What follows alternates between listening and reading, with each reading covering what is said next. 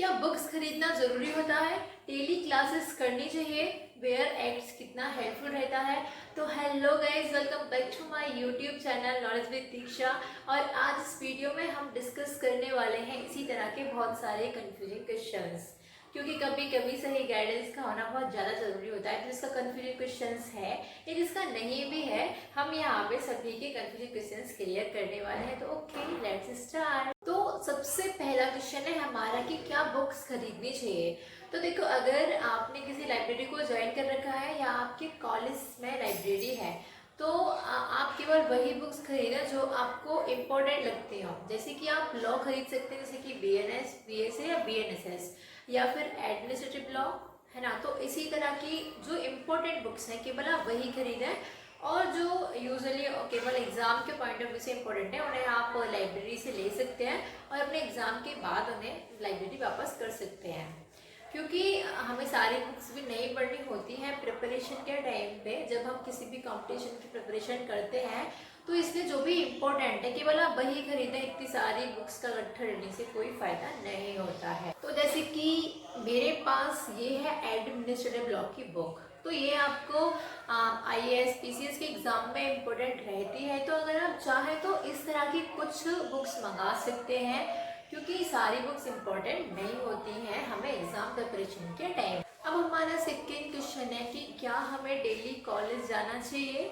तो देखो भाई, अगर आपका जो लॉ स्कूल है वो आपसे ज़्यादा दूर नहीं है, आप कंफर्ट हो डेली आने जाने में, तो आप डेली क्लासेस कर सकते हो, बट इतना इम्पोर्टेंट नहीं होता है। आप अपने घर पे बुक्स लें, उनको रीड करें, यूट्यूब से देखें, और तब आप अपने नोट्स बना सकते हैं। क्योंकि लॉ स्कूल में कोई भी डेली क्लासेस नहीं करता, ऑब्वियसली आपको भी पता होगा।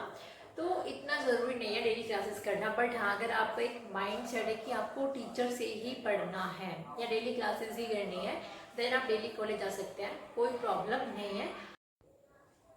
तो हमारा थर्ड क्वेश्चन है कि बेयर एक्ट कितना हेल्पफुल रहता है, हमें बेयर एक्ट खरीदना चाहिए या नहीं।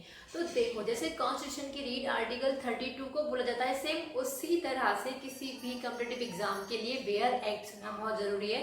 आप APO की प्रिपरेशन कर रहे हैं, आप जुडिशरी की प्रिपरेशन कर रहे हैं, आपको दोनों एग्जाम के लिए बेयर एक्ट्स बहुत ज़्यादा हेल्पफुल रहता है। क्योंकि बेयर एक्ट्स में आपको पॉइंट्स दे रखे होते हैं, किसी भी सेक्शन का उसमें इंपॉर्टेंट थिंग्स दे रखा होता है, तो इसलिए आपको कहीं ज़्यादा ढूंढने की ज़रूरत नहीं होती, उसमें सेम आपको लिखा हुआ मिल जाता है। तो बेयर एक्ट्स किसी भी एग्ज़ाम के लिए, जुडिशरी के लिए, APO के लिए, मतलब लॉ से रिलेटेड एग्ज़ाम के लिए बहुत ज़्यादा इम्पोर्टेंट होता है।